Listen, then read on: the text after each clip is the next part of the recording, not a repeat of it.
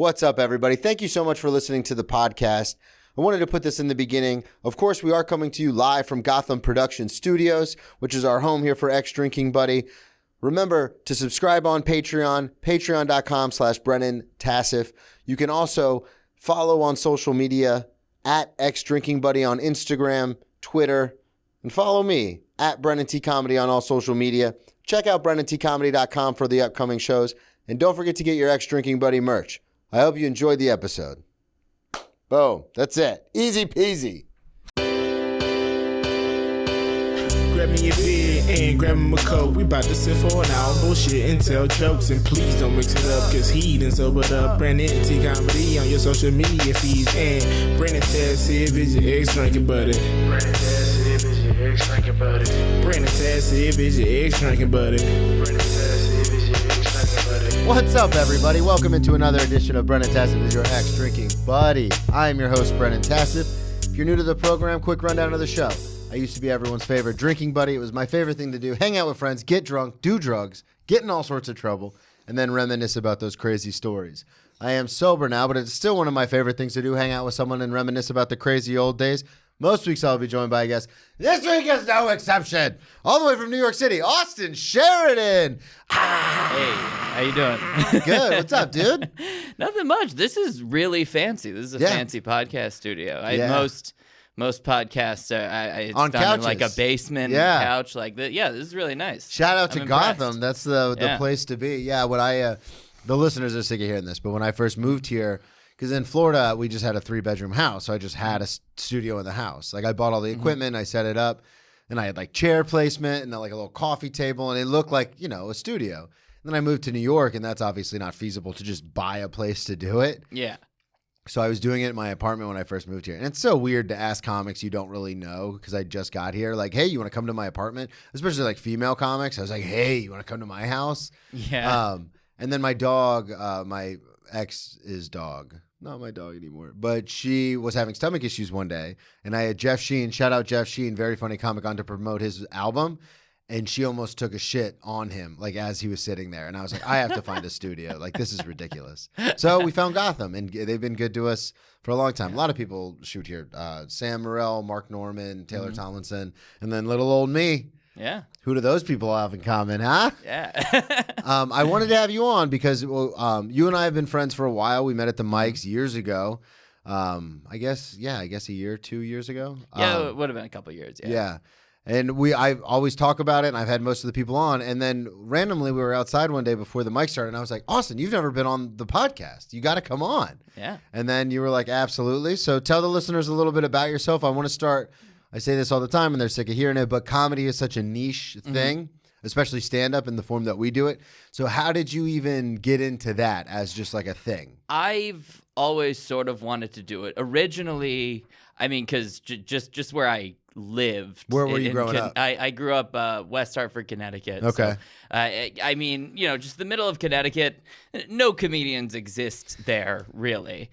And so, but I did live around ESPN studios in Bristol, and I knew a lot of people who worked for ESPN. So originally, I knew that I wanted to do something in public speaking. Okay. And you weren't afraid of that coming out of the gate. You were just like, oh, I want to do that. When I was a kid, I always said I wanted to be in broadcast journalism, specifically sports broadcasting, like Chris Brockman, Rich Eisen, those guys. Like Stuart Scott, baby, cooler than the other side of the pillow. I just grew up watching those guys, and I was really interested in sports journalism, and so that's what I was kind of considering, but I never really wanted to say out loud that I wanted to do comedy. It was always this kind of like silly dream in the back of my mind. How did you find it, though? I listened to a lot of Pandora radio. That's crazy you say that. You're not the first person to say that. Yes. And it's a real age thing I've noticed because you're much younger than me.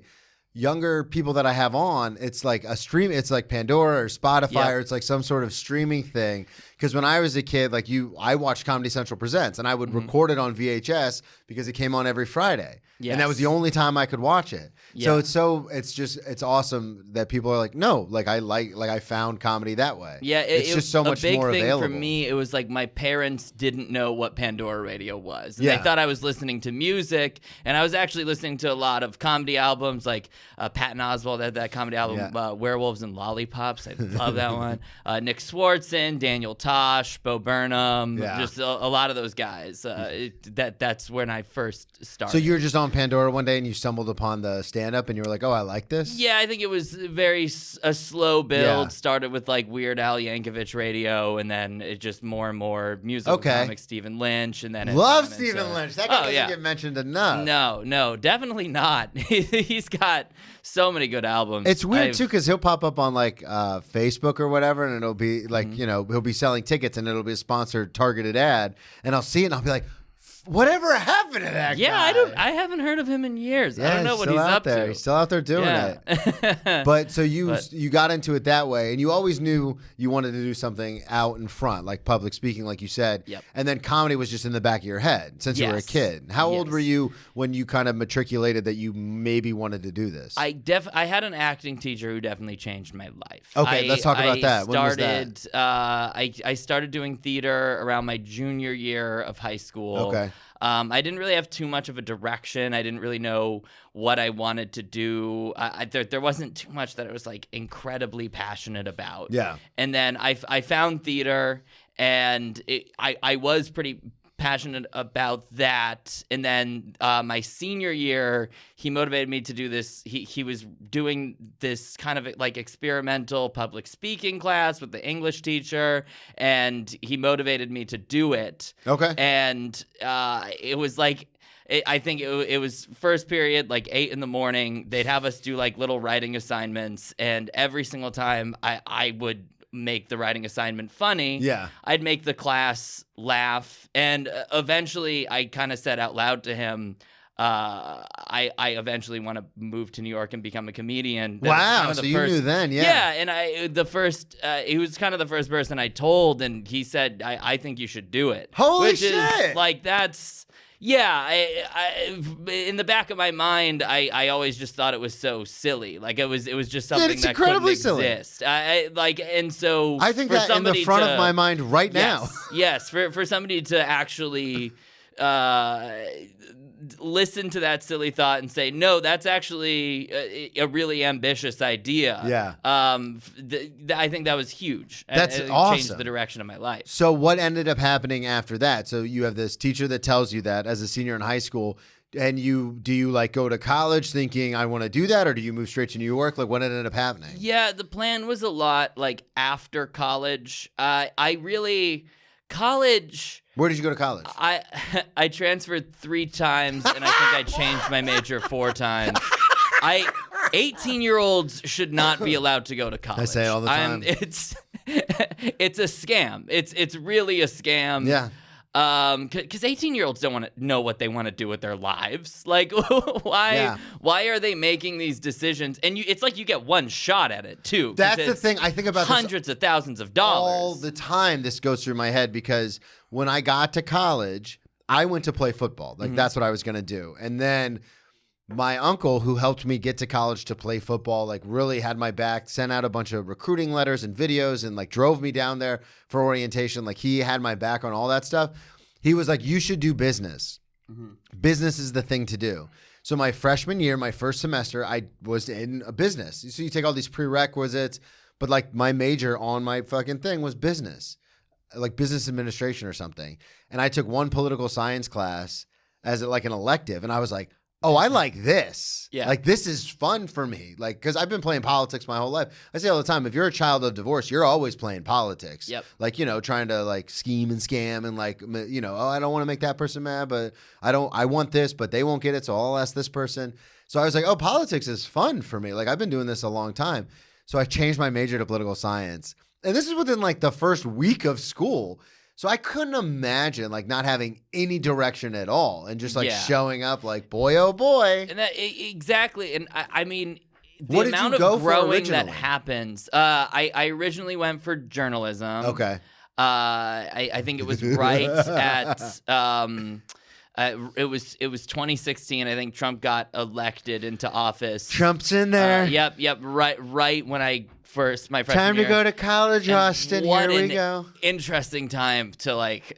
Oh yeah, be going especially into to journalism. Well, not only that, but to be in the college atmosphere with yeah. that happening in the world. Yeah, and it was really right from the start. I could tell it wasn't exactly for me.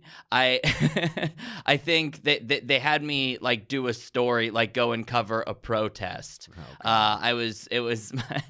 So are you a freshman doing this? Yes, I'm a freshman. I'm going to cover a protest. Apparently, some guy from who writes for the Huffington Post was protesting. Chick-fil-A just started a location in West Hartford. They were protesting it because of its anti-gay values. I was interviewing the head of the protest At 18 years old, you're fresh out of high school, and you're like, here we go. I come in with 3 questions. Mm-hmm. I ask the 3 questions, and then there's a long pause on the phone, and I'm like, all right, well, I think that's the interview. And he was like, that's it? I was like, yeah, no, I didn't prepare anything else. No, I had these 3 questions, and those were the questions. No follow-ups, no nothing. 150 words, I'll get a B-. I think I titled the article "Cluck Off." That's what. There you go, and that's funny. So take us quickly through the timeline, or not quickly. We have an hour of the changing of the majors, because you said you were into theater as a junior. Then your theater teacher is the one who like told you like, yeah, you should do stand, like supported you with that.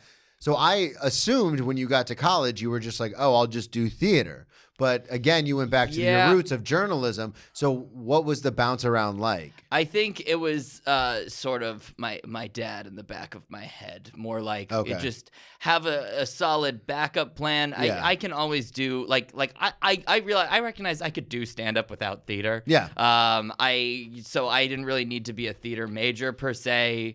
I kind of had that sort of experience growing up, and I could join improv troops, sketch troops. So my first college was Linden State in Vermont, which doesn't exist anymore. Okay. It's a college, like that's how prestigious. Oh, I that do was. know. I know where you Ran finished because you have the bit about it. Yeah. And then It's not fucking have it. and then I went to So you were CCSU. journalism? Yes, journalism at Linden and journalism at CCSU, which is Central Connecticut. Okay. And then I switched over to communications. While at CCSU. While at CCSU, which is the most nothing major. People who are that is like the 18-year-old, 19-year-old major of I don't know what I want to do. Yeah. Maybe I could. A lot of guys on the team are communications. I could speak for yes. Yep. Yeah. So then it goes. I move to Boston. I go to Suffolk University in So Boston. you're only two, because you said you had 4 majors. So you're only Yes. 2 majors in by the time you get to Suffolk. Yes, I actually think it's 3 majors. I've lost track at this point in my life, but I think I went from communications to advertising and PR, and that's You're what all I ended over up. the fuck. Yeah, that's Same what I ended general up graduating. realm, but in advertising and PR, it was like, yeah, fuck it. This seems like a general businessy thing. So that's what you got your degree in? Yeah, and I more went to Suffolk University because I saw they had an improv troupe and sketch comedy troupe. And I swear I spent way more time on that sketch comedy troupe than anything else. What happened? So you get to Suffolk. By the time you get to Suffolk, how much time has passed? Are you like a junior or senior? Yeah. I got to Suffolk. I think I spent 1 semester at Linden, 2 semesters at CCSU, and then the rest of my time was at Suffolk. Oh, okay. So when you get to Suffolk, you're only like a sophomore. Yeah. Okay. Majority of the time was at Suffolk. Okay. My first year there, I was living in a 10-person suite with 9 baseball kids, and they What was that? I'll tell this. I mean, there was one time. The suite, like what I bought trash cans for the suite because everybody was just throwing their trash on the ground. And so then one day I come back. One day I come back. The trash cans aren't there. Okay. They say ask Brendan. He did something with them. I asked this kid Brendan. Fucking Brendan. I probably shouldn't use his actual name, but who cares? Brendan. There's a lot of Brendans. It's done now. There's a lot of Brendans. So he goes. He goes. Yeah, I figured I'd get rid of the trash cans because this way the trash won't pile up. What? That's what he said. And I was like, Brendan, that's not how trash works. That's not how trash works. That's never been how trash works. So I call a suite meeting. I'm like, guys, we need trash cans. We need trash cans in this suite. I got outvoted 9-1. Are you out of your 9-1.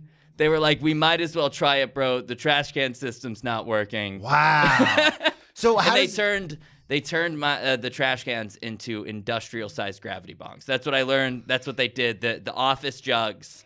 They took office jugs and poured water into my trash cans, and then it just weed on top. And I did take a hit. I'll be honest. It was pretty impressive. I mean, that's a pretty impressive.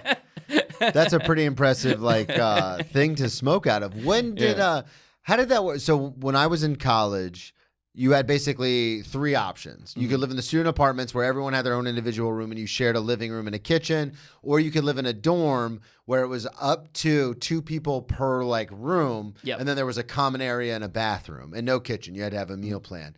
And then there was another one where it was everyone had their own room and then you shared a living room. For you, you said it's a 10-person suite. Yes. So what does that mean? One semester I was living in so I had a dorm room with 2 other kids. So I was one of 3, just 3 beds in one room. And then there was a common area and then a few other rooms to the side. And we all shared a bathroom. Got it. So there's that makes sense. Because I thought there was 10 people in one room. And I was I've been in places like that, but those are cells. That's what they do in jail.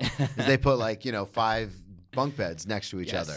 So you had just 3 people, or you and 2 other people in the actual room itself that you slept in. Mm-hmm. What is that? When you first get there, were you living on campus at the other 2 places? In Linden, I was. Connecticut, I was commuting. Okay, so for you, when you get to Linden as a freshman, because that's a smaller school. Most schools in the Northeast are. Are you 500 people at the school? That's insane. That's why it doesn't exist anymore. Really, really small. I think that there was just nothing to do there. It had a really good journalism program. Oh, that's why you went? But so there was nothing to do there. I think my first week, I met this kid named John. He was a sophomore, and he said, "Yeah, man, parties, anything you want to do, you just let me know. Just hit me up. I'll show you what's good." And so then the next weekend, I text him "Yo, hey, John, man, what's up? What's going on? What's going on out here at Linden?" And he's like, "Oh, well, I'm gone, but let me see what's good." And then he's looking for parties and stuff, and he goes, "Okay, so here's what you're gonna do. You're gonna go to this dorm and you're gonna meet Brian." I was like, is there anything? And he's like, "Nah, man, you're just gonna meet Brian. Brian's." Oh, so it wasn't a party? No, you just no met parties. A guy? No, and that's what there is to do at Linden. It's meet Brian, and Brian's not that exciting. He doesn't. So when He's got there, an Xbox. It was when you got there, it wasn't a boy, oh boy, I'm in college, I'm gonna let loose now. It was just kind of all right. It was for the first 2 days until I realized exactly what Linden State was. Yeah. God, that's insane. So how did you, after you graduated from Suffolk, how do you end up in New York? So the plan was always either move to Chicago or move to New York right after. Okay. I ended up, it was really more just a matter of circumstance.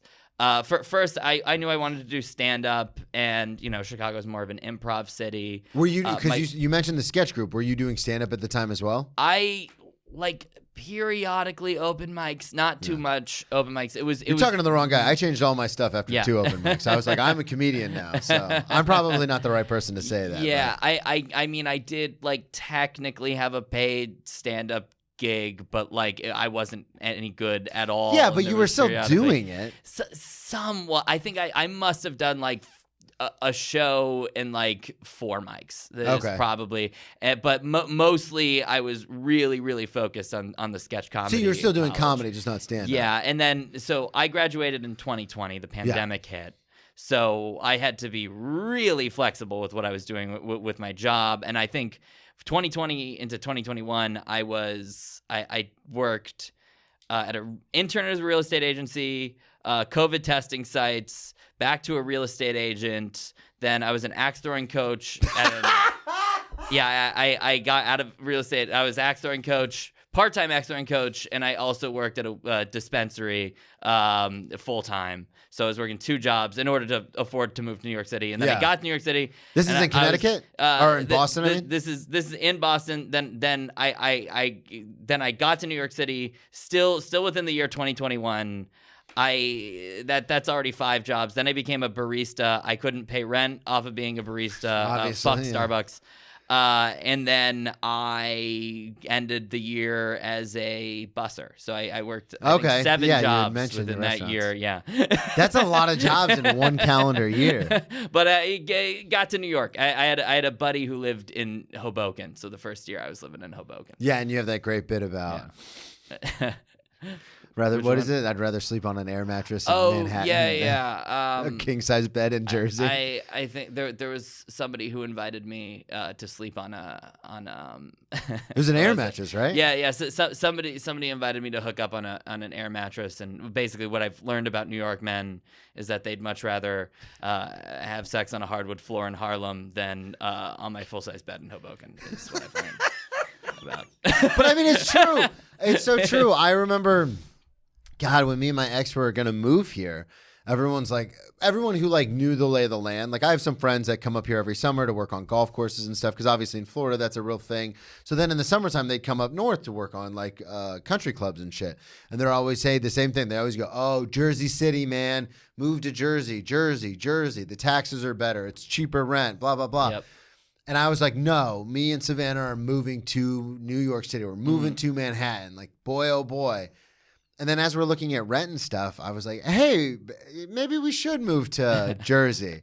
And it's so bizarre because, like, that's a real thing. Like, for the people listening who don't live in the Northeast, like, that whole, like, even outside of Manhattan, it's a real thing. Well, first of all, like, Jersey rent is not that much cheaper. It's not like if it was significantly cheaper, I'd get it. Yeah. But it's not. And then on top of that, like I just living in New York has been significantly better. Yeah. It's you hear that?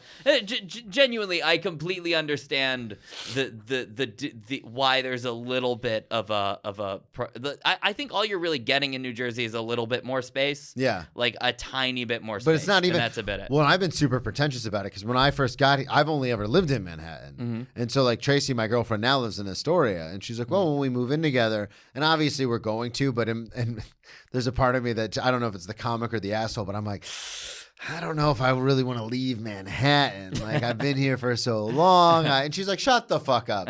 But that is a real thing because when I obviously moved right into Manhattan, and then I did a mic in Brooklyn like my first week. Mm-hmm. I won't shout it out because I'm about to disparage it. And I told a story at this mic, and I guess a comic, but this woman, I didn't know she was a comic. This woman came up to me after, and she goes, hey, that story you tell about being in jail, the Tyrone story. And I said, yeah. She goes, you can't tell that.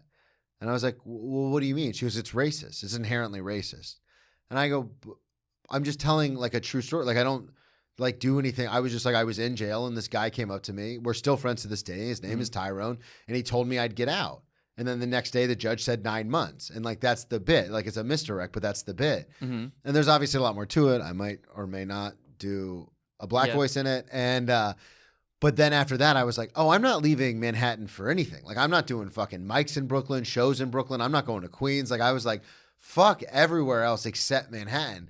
And I got like rooted in that to now where like all the mics I do are in Manhattan. Mm-hmm. Like, and I was like, oh, I don't actually really ever need to leave for any of this stuff. Yeah. I definitely, I think the scene in Brooklyn is a lot younger. Yeah. And especially compared to me. I mean, you're younger than me, but I'm like way old for now. And so with that, I do, two white guys on a podcast talking about political correctness.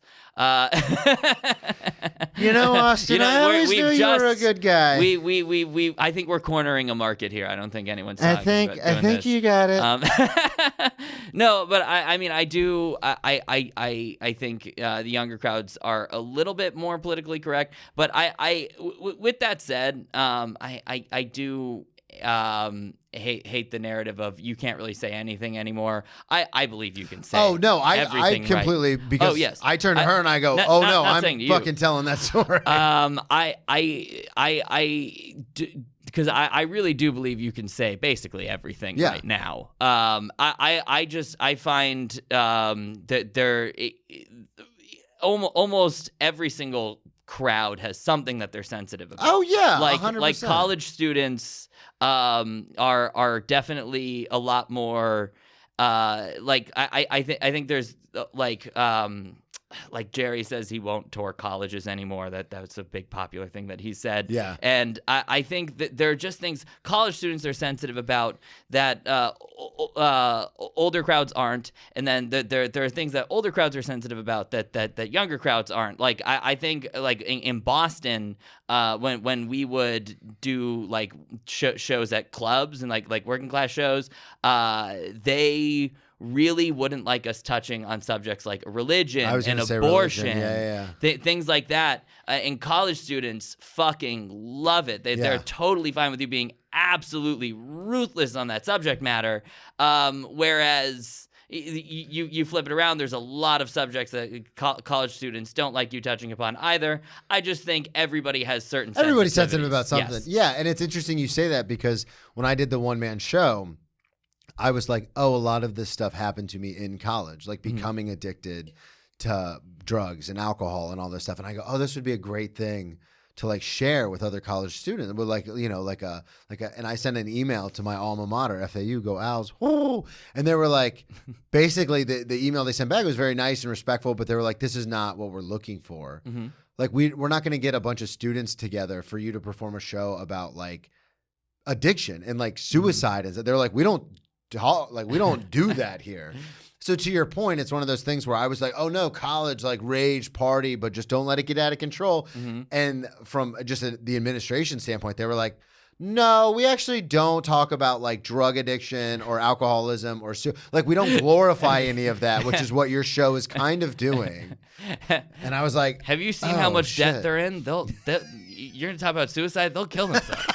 Jesus. But that's basically what it was. And so it is weird because, I mean, I know they touched on it on that movie 21 Jump Street, but like you get older and then you look back. Like if I go to, like there's some people I work with that are much younger than me, like the hosts and stuff. And there are certain things I'll say because it's like, oh, we're in a restaurant. Like we're all like, and they'll be like, excuse me? And I'm like, oh, Brennan, don't do it. Don't back off. Just back. Like, you know, there's certain things where it's like, oh yeah, it's a generational difference. Like I'm at that point now in my life where it's like, I'm 35. So I'm not going to have very much in common with the 19-year-old host. Mm-hmm. Like, just don't even try. The only person is Aiden. Yes. Drew's boyfriend that I work with. He's the only one where I can actually like razz, and he's like, yeah, okay. Yeah, and that's, you know, I think that does speak to, I think comedy is usually at its best when people are being authentically themselves. Yeah, 100%. You can always... crowds can almost always see out somebody who's not being authentic. Yeah, and that's it's that vulnerability. Yes. Yep. If you're not being vulnerable, then they can smell it. If you're trying, because I've done that. I mean, we've all done that before. But it's like I'll just push through this set and like, hey, and audiences are like, we don't buy it. And you're like, come on, man, I'm pretending, I'm trying. I wanted to ask you, when you get to New York. Are you like, I'm here for comedy? Yes. Because you had all those different jobs and stuff like that. Did you have like this, were you like hitting, like your work schedule and everything, was that around like, I got to go to mics, I got to do shows, like all that kind of stuff? Yep. It was about whatever I was doing. I know for a fact, and I haven't been able to achieve it yet, but I know for a fact that I want to make a living doing stand-up comedy. Yeah. That is a huge goal of mine. And in order to do that, I have to treat it with a level of discipline like it's a full-time job. And 100%. so that's, so when I first got here, most of my days, I think, I go in and do like, two mics a day when I'm not working, or on days when I'm working, and then I think like usually 3 to 5 on days that I'm not working. Damn, yeah. You do that 7 days a week? Pretty much. Usually there's like one day in which I need just to prepare. Yeah. Well, you always have to give yourself a little chores bit of a break. and whatnot. Yeah. But that's pretty much 5 to 7 days a week. Because with your is what I schedule do. now, because you were telling me here before we went on the mics, but you work overnight, so you have like the whole day free.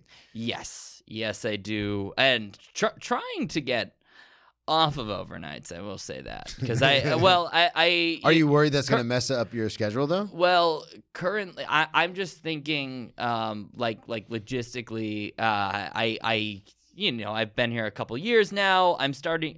It's not like I'm getting a whole bunch of calls, but I'm starting to get a few more calls from like producers and bookers, and I don't want to be labeled as somebody who's not available to do a show past 10 p.m. That's the problem right now is if I start a shift at 11 p.m., I can't do these later shows. Yeah.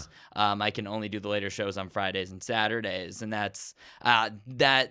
Eventually, that's not going to be good enough. No, yeah. And that's true too, because like I work nights, and everyone, and I had a lot more experience in comedy when I moved here than you did, but it was still like we still have to start over. Mm-hmm. Like unless you have 150,000 followers, we're all going to the same open mics. Like it doesn't fucking matter. But I remember when I got here, I was like, everyone, and a lot of people still do, or is like, you have to quit your night job because I work at the Swanky Steakhouse at night. People are like, you have to quit that job. Mm-hmm. But I can make my rent in like 2 days. And so it's like, I can't quit. Like I can't. And I've actually found it, because I've had this conversation with my bosses where I'm like, hey, once I get past it 1 or 2 more clubs, like we're going to have a serious conversation about like me moving forward. But until that happens, because, you can always like, I mean, I don't know with your job because it is more of a logistic thing, but like with my job, I can put in a request like, hey, I need this day off. Yep. Because I have a show coming up or I have an audition coming up, and like they'll do it. And normally it's at night, so I can hit all my mics during the day. But it is that weird thing where it's like, I've made more connections and inroads in comedy from my restaurant than I have at mics. Really? Yeah. Because my restaurant, I never say the name of it, but it's halfway in between the stand and the cellar. So like we have big comics, like big people, like, some important people in that circle that come in for dinner. Some of them are regulars. Yeah. And then I take care of them. And I say this all the time, but if anybody's affiliated with comedy and I know them and they come in, I try and hook them up as much as possible. I tell my chef like, hey, my really good friends are here. And he goes, how many fucking friends do you have? But like, so like I remember one time the show I got at the Cellar was because a gentleman came in, I won't say who, and he was on a date, and I knew he was a comic, and I was talking to him a little bit about it. And then at the end of their meal, I brought him out our like legendary dessert. And I was like, oh, this is on me. Like I always try to take care of comics. And he goes, oh shit, man, thanks. He's like, oh, by the way, do you have like 5 minutes? And I was like, yeah, dude, I've been doing comedy like 10 years. Yeah, of course I have 5 minutes. And he goes, all right, cool. Well, I host a show at the Cellar. Like I'm going to throw you on it. Oh, wow. And that was from working. And so I'm like, yeah. People are like, you have to quit the night job. And I'm like, never. Are you out of your mind? So it is that weird thing where, because we still have to make rent. Like people aren't going to pay us to be artists until we've made it. And so it's one of those things where it's like you said, you find yourself in a position. Now, can you, if you have a show, like if someone books you on something, can you like finagle it at work to get out? I can. Yeah. Okay. Yeah, I mostly always can. So it's never a big deal. But like, it's those last minute spots where people like text you like, hey, what are you doing tomorrow? There's that. And then like eventually, I want to be able to do this every single night. I want to be able to get booked every single night. How awesome would it be? And yes. Yeah. I mean, that's doing a show like 7, 9, 11, 12. And you're like, all right, cool. Absolutely. I mean, that's the goal. And I can't really have that be the goal until my schedule frees up. Is free there, and so especially I can only take so many nights off. You know? Yeah. So yeah. I mean, right now. So they're like, Austin, you don't work here anymore. Yeah. I mean, right now a producer says, oh, I have this show at 11 p.m. in a few weeks. Of course, I can say, yeah, I can take that day off or finagle the schedule. But eventually, if I really get to a point, which I'm doing it every night, which I know that I will. Yeah. It's just it is going to be a matter of finding something else to pay the rent. Well, I wanted to talk to you because you did send me a lot of stories. Yes. So I wanted to ask you, when was the first time that you actually drank? I I'm not too much of a drinker. I actually can't even remember the first time that I drank. I smoke.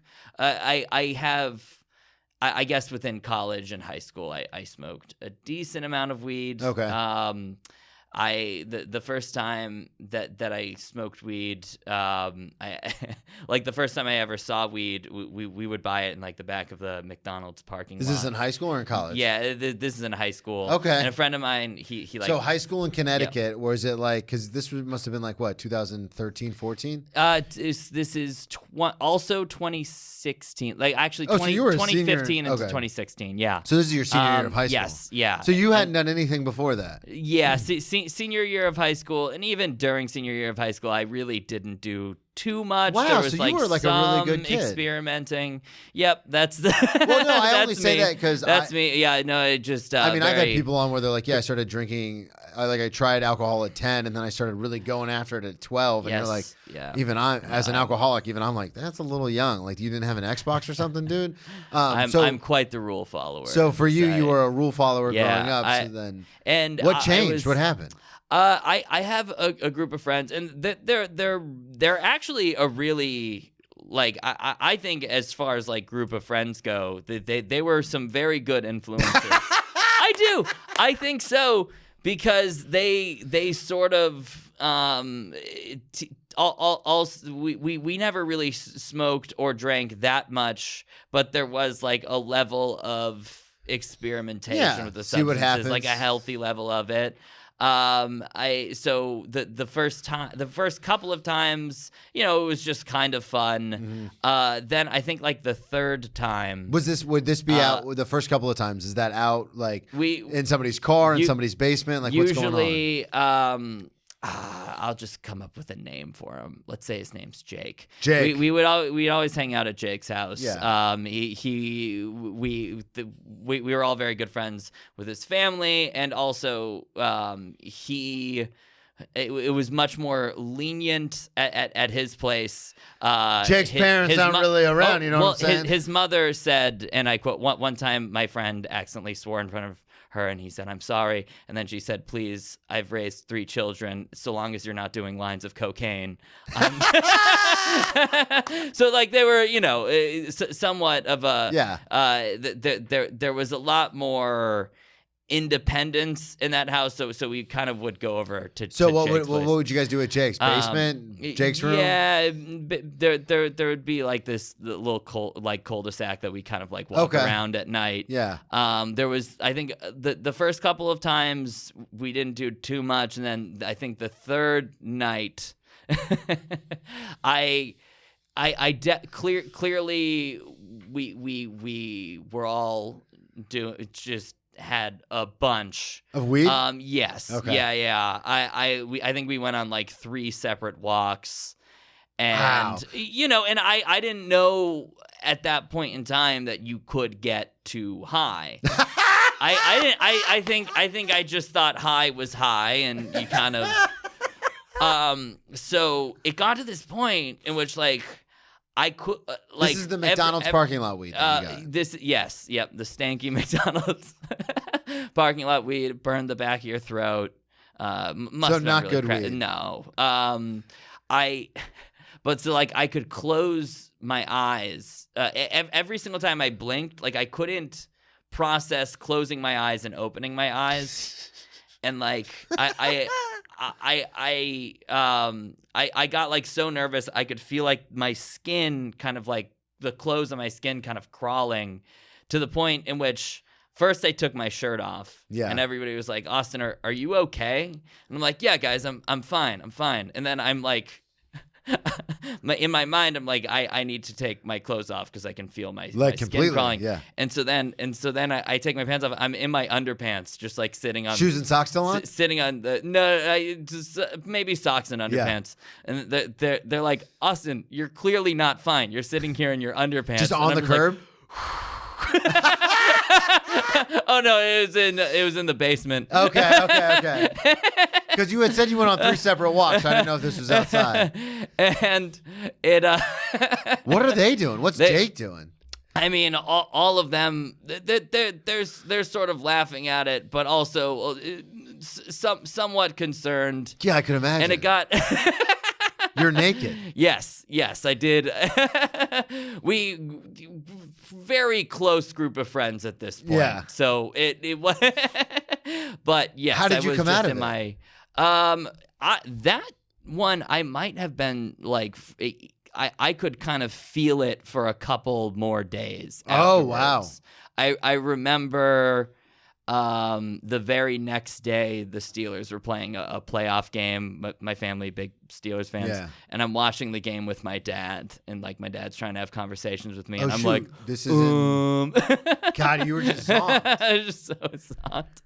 And then I think the next weekend, we went to do it again. Yeah. And Call up the guy. Let's go to McDonald's. But I didn't even do that much because I was afraid that like I'd overdo it.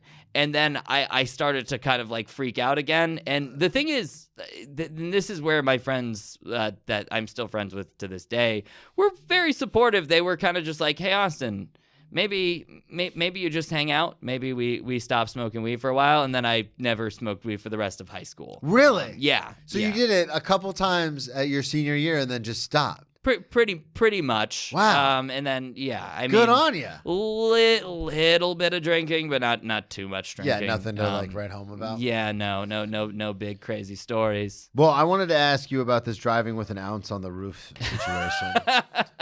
Same group of friends. Yeah, of course. When is this? So it's actually just we were leaving McDonald's and it was just I basically. Is this senior year again? Yes. Okay. So basically, one of my friends bought an ounce and put it in a clear jar. Glass. Yes, and then another one of my friends drove us home, and he was driving. Let's say he's driving to. I'm just giving them all J names. Yeah. Let's say they're driving them to Jackson's house. Jackson. Yeah, Jim's driving to Jackson's house. And as we're driving, a police officer, a police car is like following us and pretty much like tailing us. Where are you coming from? We're coming from Jim's house. Okay. And we're going to Jackson's. Yeah. And a police officer is just tailing us for like a few blocks. Until it gets to a point in which, like, is anybody high right now? No, okay, no one is high, but no one's panicking. There is weed in the car. Yeah, it's super illegal in Connecticut. Yes, at the time, yes. Yeah. I think decriminalized, but still, you don't want to be driving around with weed. Oh wait, at the time it was decriminalized? Yeah. So, because this would have been 16, 17. But I think criminal amount is over an ounce. My friend just bought an ounce, and then there's a little bit more weed in the car as well. So it goes from decriminalized to felony very quickly. Would that be on the driver? It's on whoever owns the car. Okay. Oh well, so it wouldn't have been my problem. But anyway.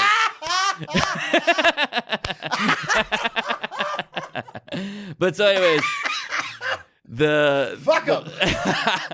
Anyways, the police officer he's tailing our car, and in the rear view, Jim can kind of see like the police officer's like eyeing the car, and he's like maybe deciding to pull us over. He doesn't really know what's going on, and so. We get lucky. There's a light turns yellow, and my friend kind of steps on it and gets by him. Yeah. And the light goes red. The cop has to stop. At that point I think he has to make the decision to pull us over or stop.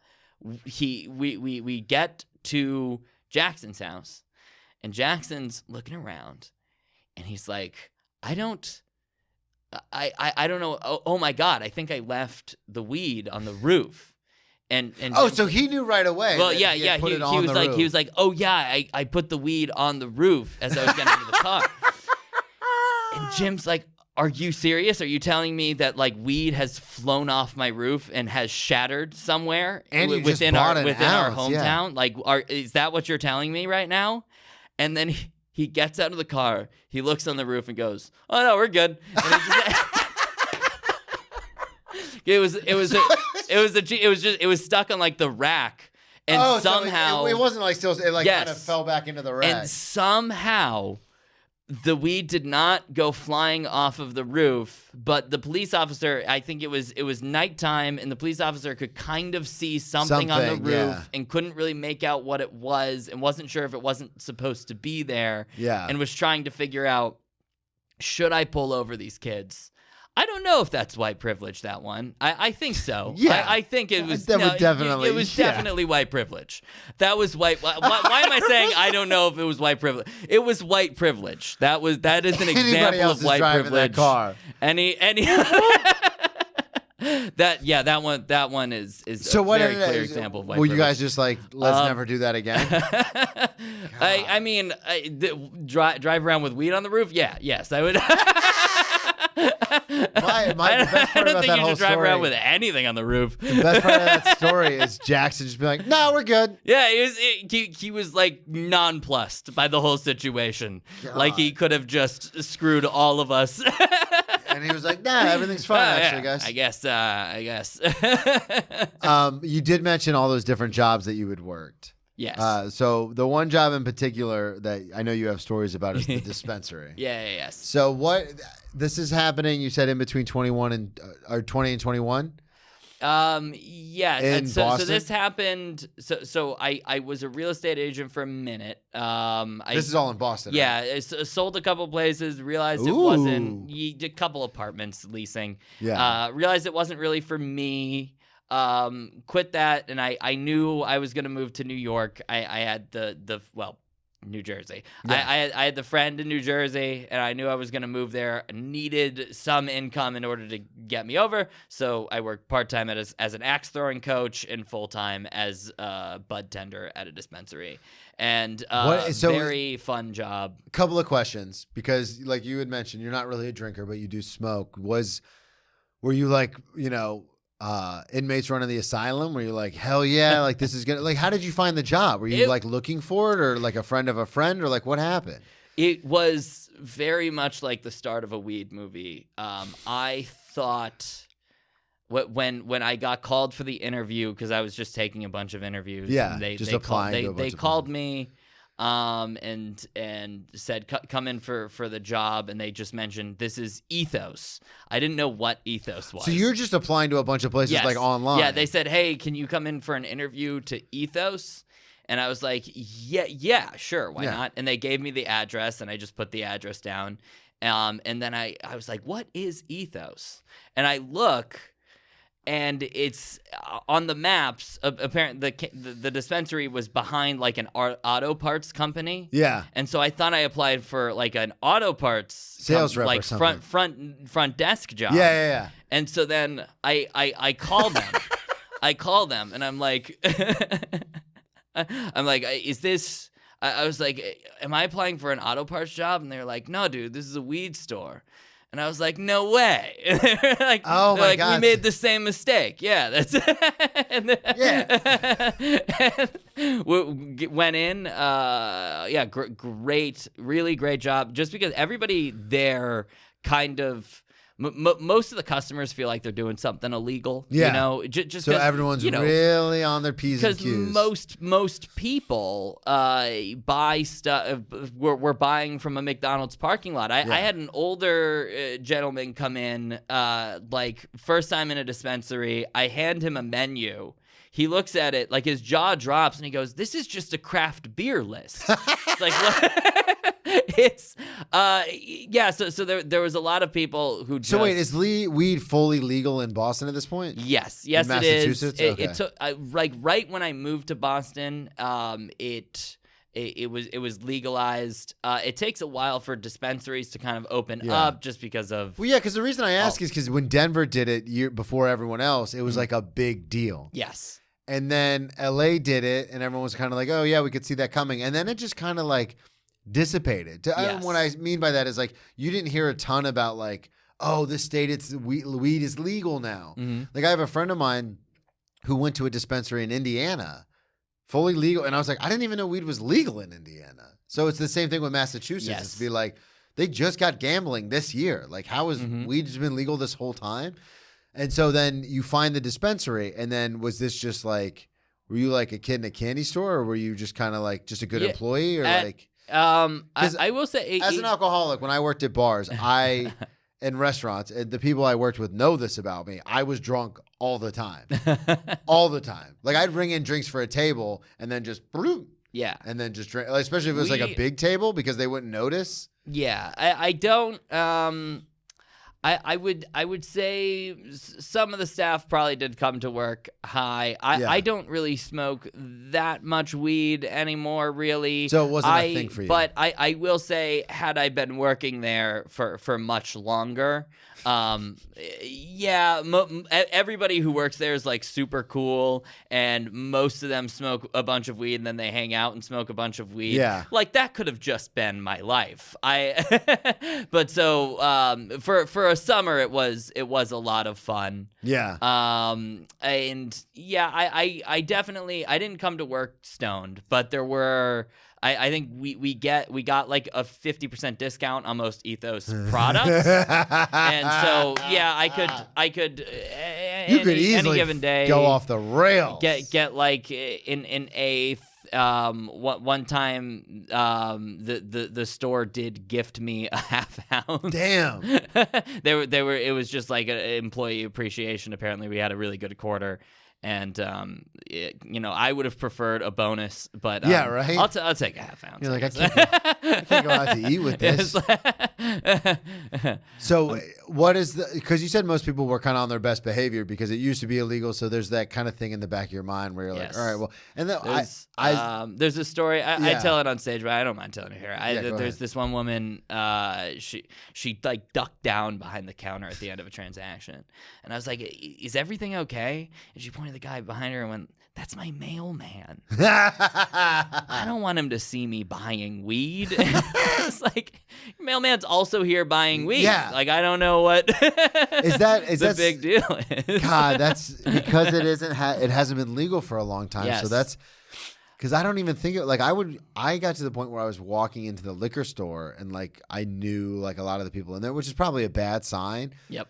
But did you have like regulars that would come in like every week or every like couple of days? We're like, oh, fucking Jack's back. Yes, yeah, we definitely did. And that's, we would, most people would have to like scan their IDs in order to come in. So we would kind of see what their recent purchases were, and we could kind of just like. Oh, so you track all that? Yeah, we did, which was I still think kind of shitty for a weed store. Super shady, right? Yes, they're just selling that information off. They didn't share that information. Okay, to my knowledge, they said they didn't share that information. You better read the terms and conditions, Austin. But I have, now that you mention it, I don't know why they wouldn't have. Yeah. It probably would be illegal, right? No, it's super legal. Should be illegal, but super legal. Right.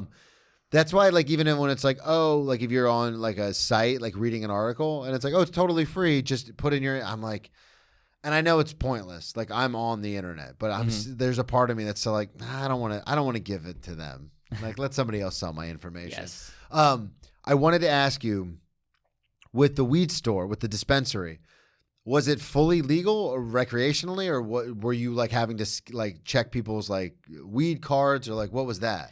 Or was it just fully as long as you're over 21, you can come in? I think for Mass, like first it opened up medically and it was a medical dispensary, and then we then we opened recreationally. So for you, when you worked there, it was recreational. Yeah, and so I mostly worked the recreational counter. Yeah, you did. Yeah, is it different weed? Yeah, but it's really not hard to get a med card at all. Yeah. In most states where it's recreationally legal, and we would recommend to people just get the med card because especially if you're a like repeat customer, if you go in frequently, you don't have to pay taxes on it, and we can also give you certain like frequent buyer discounts if they have the medical card. recreationally you can't do that. So okay, so it's financially more responsible to just get the med card because you don't pay tax and then you can get different discounts. If you're a frequent buyer, it's like it's a might as well situation. Wow, I didn't know that. Yeah. That makes sense though. I wanted to ask you because we have time for one more story. I wanted to ask you about this Nerds Rope house party, or we could do Montreal Jackfire, but it's up to you. Well, check my YouTube for the Montreal story. I'll so which will be linked in the show notes. So click on that. So I in my sketch comedy troupe, I think it was like my senior year of college. We had an after party, and there were a couple other after parties that not too many people showed up to. It was like 5 or 6 people came, and we just kind of like talked. It was not even really a party. So I more of a hangout. Yes. I was I had an apartment in East Boston with 3 people who I roomed with because they were kind of quiet and they didn't really host too much, and so it was kind of nice to just kind of. So I just let them know, hey, there's gonna be like 5 or 6 people here tonight. It's going to be really low key because everything in your history has taught you that's what it's going to be. Yeah. So and then I tell the whole cast, hey guys, we'll after parties at my place. Obviously, this is the one time the cast comes, the people in the crew came. Everybody comes. The audience came.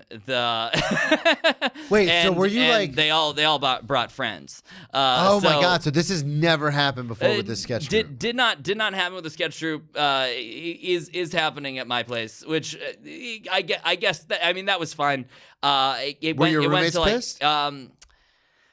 Maybe. I didn't really ask them. Guys, I told you we were having an after party. I said Austin, you said 6 people. I said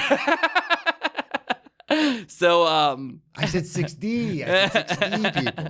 So before the party begins, because I'm thinking, it's gonna be like 5 or 6 people. It's gonna be very low key. I had this Nerds Rope edible. So you mean like the actual Nerds Rope? Yeah, Wonka Nerds Rope. I believe it was in the summer of 2019. Willy Wonka did the Wonka company did like a collaboration with a weed manufacturer. Really? It was a terrible idea.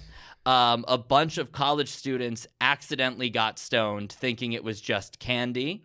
It looks like candy. The packaging looks like candy. It just looks like the regular Nerds Rope. But you'd have to get it at a dispensary, wouldn't you? Yeah, you would have to get it at a dispensary. But obviously, like there were certain college parties in which people just saw candy and were eating candy. If you Google it, you can find a bunch of stories of like young 20-something high school like college someone students. goes there and they're like, I'll get my weed and then I'll get some candy. Yes. And then a week later they're like, I never tried that candy. And then they're stoned going into work. Summer and fall of, I believe, 2019, you can find a bunch of Willy Wonka weed stories. God, Timothy Chalamet, what are you doing over there with the Wonka Just company? Google it. But so mine, I knew it was weed. I knew it was weed.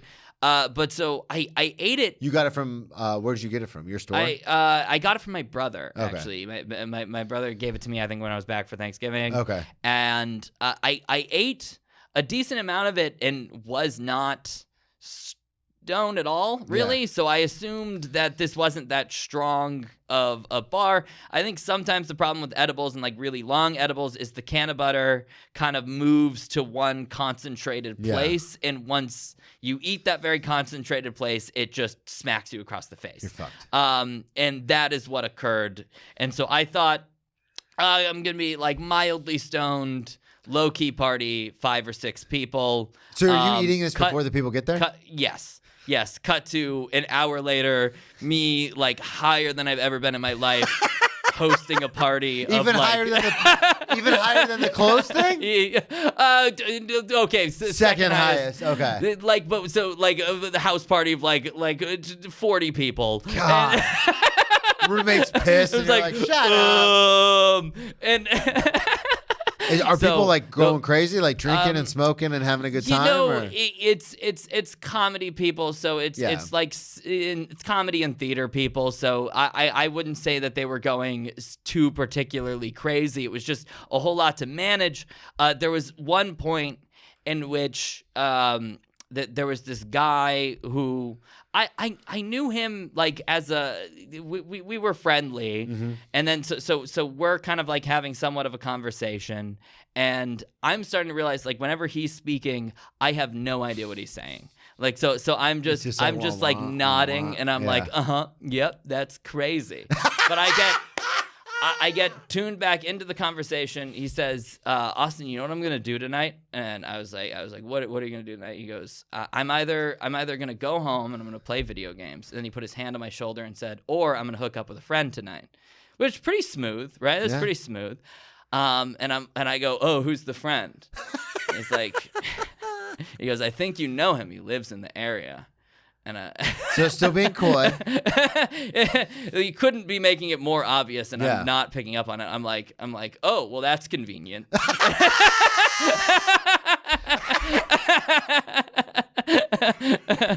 don't know why you're telling me this, but I find out later. I was also hosting my brother and his girlfriend that night to have another thing that I was doing. So I couldn't, they were using my room. I couldn't really hook up with anybody. But that's convenient. But I find out later that guy first, like an hour before, hit on my brother in front of his girlfriend. Really? Which, like, at first it was flattering that he hit on me, but now it's like I'm the sloppy second brother. Like what is the like Sheridan number one? Which, by the way, he took a risk. Like in front of his girlfriend, he was like, "Hey." Was he being serious or was he being playful? I think he was being playful, and my brother's girlfriend took it as serious and was not happy. Yeah, I can imagine. Not happy. And you're whatsoever. high out of your mind, like, what? Whoa, it's crazy. Crazy. No, he's not. He knows someone who lives in the area. But so I mean, that party went to 3, 4 in the morning. Your roommates hated you. Oh my god! Like, and if I got like that stoned at a party, I would leave the party. Yeah, that was the thing. You can't. Like around midnight, I'm like, I'd leave this party. Like if this wasn't my house, I'd leave it. I want to ask one follow-up question to that.